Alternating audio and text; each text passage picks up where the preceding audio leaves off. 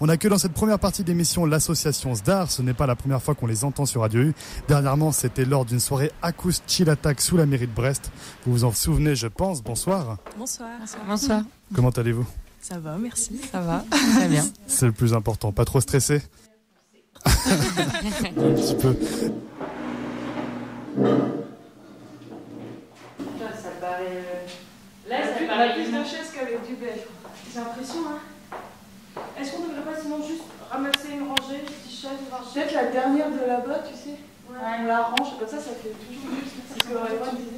Oui, en moins. Voilà, c'est ce que je me dis. Donc ça, je vais pas du tout coller droit.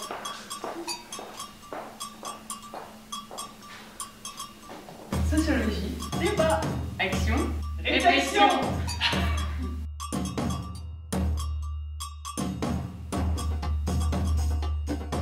Je le disais dans mon introduction d'émission, vous sortez la sociologie du cadre universitaire en organisant des rencontres sur des thèmes d'actualité. 2017, c'est terminé, il y a bientôt un mois. Est-ce qu'on peut revenir un petit peu sur cette année qui vient de se passer pour l'association SDAR ? Ça fait 3 ans qu'elle existe sur Brest. Comme tu l'as dit, l'idée est de démocratiser la sociologie, donc vraiment sortir du cadre universitaire. Et on a donc organisé depuis le début des rencontres-débats au sein des quartiers dits prioritaires, donc les quartiers politiques de la ville, mais aussi au sein des établissements scolaires. On travaille avec les acteurs locaux pour essayer de toucher les habitants des quartiers dans lesquels on va. Donc on a des jeunes, on a des gens qui viennent de sociaux, mais on a aussi des gens qui ont d'autres parcours. Et après, ça vient un petit peu de tous les horizons. Après, notre objectif, c'est au fur et à mesure que ça soit de plus en plus, enfin que tout le monde puisse venir et se sente libre de venir. Et c'est pour ça qu'on essaye d'avoir un discours simple, compréhensible par tous, et qu'il n'y a pas de vocabulaire spécifique à la sociologie. Voilà, c'est vraiment l'objectif de réfléchir ensemble à des sujets qui nous concernent tous, en fait. Pourquoi s'être tourné vers la sociologie, justement ? Il nous semblait qu'en fait, beaucoup de gens ne savent pas ce qu'est la sociologie, à quoi elle sert, et on voulait la rendre accessible et du coup aborder des sujets d'actualité sociale sous le prisme de la sociologie pour montrer que tout le monde peut s'approprier en fait la sociologie et ne pas la cantonner en fait au milieu universitaire. C'était pour ouvrir l'université en fait finalement. Il faut savoir que lorsqu'on fait nos rencontres débats, on est vraiment on essaye de développer des outils dits d'éducation populaire. Et donc, on refuse, ou du moins, on essaye de faire en sorte que ça soit, d'une part, pas forcément une conférence avec l'expert, le sociologue qui viendrait pendant 2 heures ou 3 heures étaler son savoir, ce qui peut aussi être très, très intéressant. Mais nous, du coup, on essaye plus de contrebalancer un peu cette forme-là. Et donc, pour ceux qui veulent venir à nos rencontres débats, sachez que la soirée est divisée en plusieurs temps, avec un premier temps, effectivement, d'introduction du sociologue, un second temps où on réfléchit sur des outils, ça peut être un débat mouvant, ça peut être des petits groupes de réflexion, etc., pour que les personnes, le public, s'approprient le sujet et soient plus à l'aise donc pour s'exprimer. Et l'intervention donc du sociologue arrive après ces premiers temps.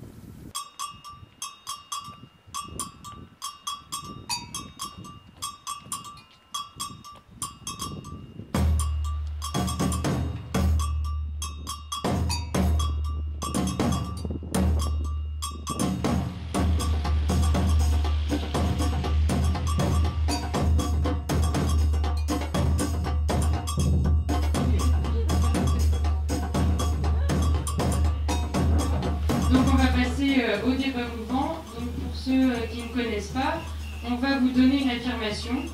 Ceux qui sont d'accord se mettront à ma gauche et ceux qui ne sont pas d'accord se mettront à ma droite. À chaque fois qu'on donne une affirmation, on va vous laisser un petit temps pour réfléchir en petit groupe sur quels sont vos arguments, pourquoi vous êtes d'accord, pourquoi vous n'êtes pas d'accord.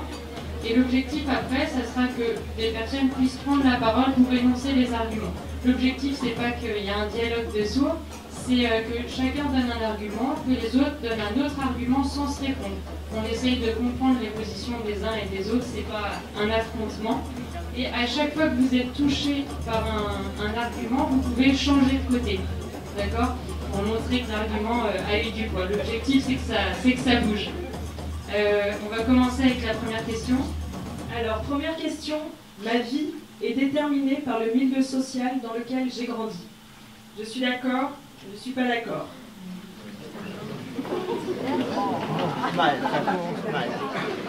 Ma vie est déterminée par le milieu social dans lequel j'ai grandi. D'accord, c'est de quel côté? D'accord. Oui. Oui, je crois il y a un cercle vicieux qui est pauvreté, échec scolaire, chômage, pauvreté. Et ce que je raconte là, c'est le fruit d'une étude de l'Union européenne qui date d'une dizaine d'années. Cette étude a montré qu'un des principaux facteurs d'échec scolaire était la pauvreté.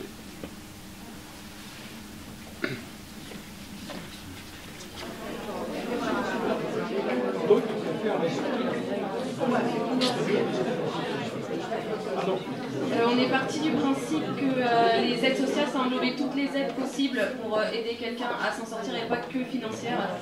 Donc du coup, oui, il faut augmenter les aides sociales pour diminuer les inégalités sociales. Si on ne se base pas que sur les aides financières, bien sûr.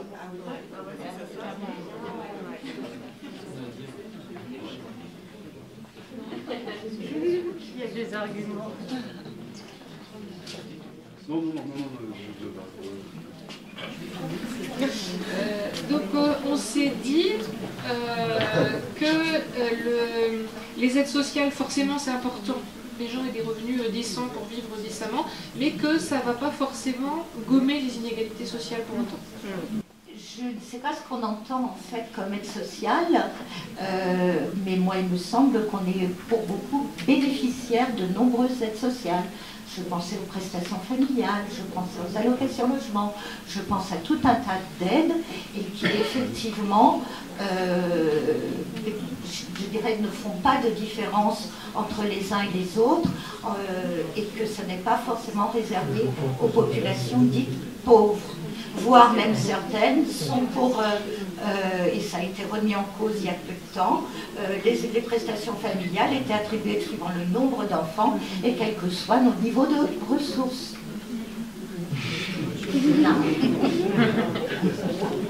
Donc ça effacerait cette stigmatisation, ce ghetto dans lequel on met justement les personnes aidées. C'est quand même difficile d'être toujours stigmatisé. Tandis qu'un revenu universel, ça planirait beaucoup de choses. Voilà. Et ça permettrait d'être dans la consommation, puisque nous sommes dans une société de consommation.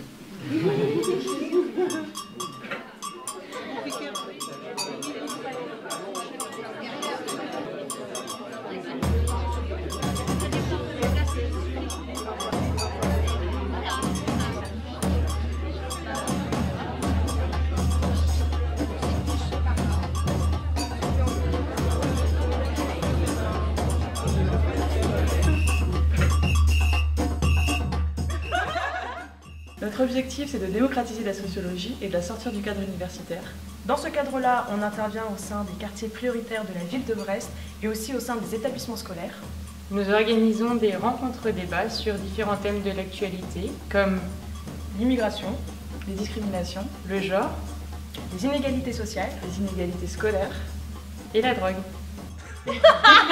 Et voilà, donc là on ouvre une nouvelle année avec une conférence avec Serge, enfin une rencontre débat, on n'aime pas dire conférence, une rencontre débat avec Serge Pogam sur les inégalités sociales, le déterminisme social. Parce que la sociologie, en fait, beaucoup de gens trouvent ça assez fataliste. On a l'impression qu'on est déterminé par notre milieu social, que si on est dans telle classe sociale, on va peut-être moins réussir, et inversement que du coup la reproduction sociale, si on est dans un milieu riche, on va toujours être favorisé.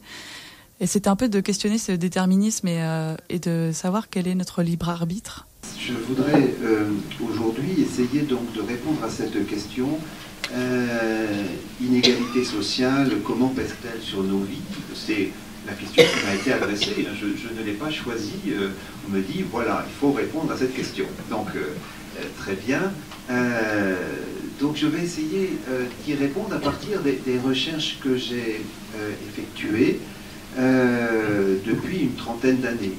Et finalement, de fil en aiguille, j'en suis arrivé à un dernier ouvrage qui vient de sortir et qui a été rédigé avec trois autres personnes, trois collègues, notamment Bruno Cousin, Camilla Giorgetti et Jules Naudet. Et ensemble, nous avons essayé d'analyser ce que les riches pensent des pauvres. C'est le titre de cet ouvrage. On essaye de rendre compte d'une enquête qui a été réalisée à la fois à Paris, à São Paulo et à Delhi, donc dans trois grandes métropoles.